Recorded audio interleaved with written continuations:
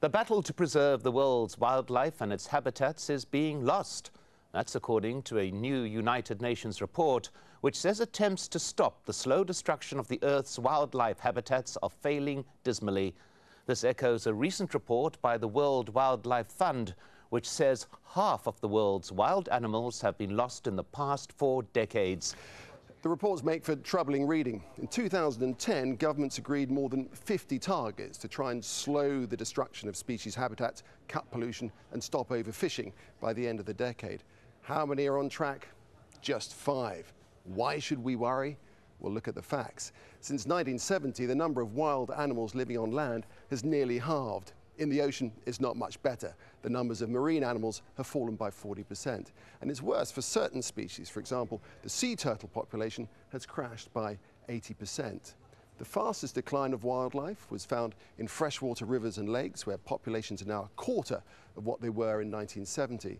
And it's no coincidence that this animal has prospered in the meantime. The number of humans on the planet has nearly doubled since 1970, from 3.6 billion to 7.1 billion. Well, what the decline is showing us is really a thermometer of the way in which we have been administering the natural resources, which are so essential for the survival of our own species. And I don't think that the results are something to be proud of. I'm particularly alarmed by the fact that in the freshwater systems, in lakes, rivers, and marshes, we see a 76% decline in species. That is definitely unprecedented. So the continuous loss of biodiversity is also reflected in the loss of genetic diversity of crops and animal breeds and other organisms important for food production, like pollinators.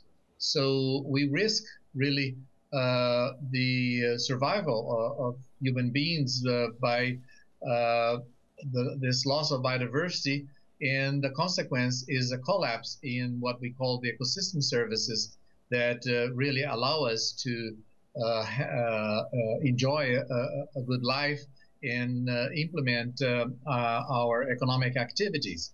So this will affect us in many, many different ways.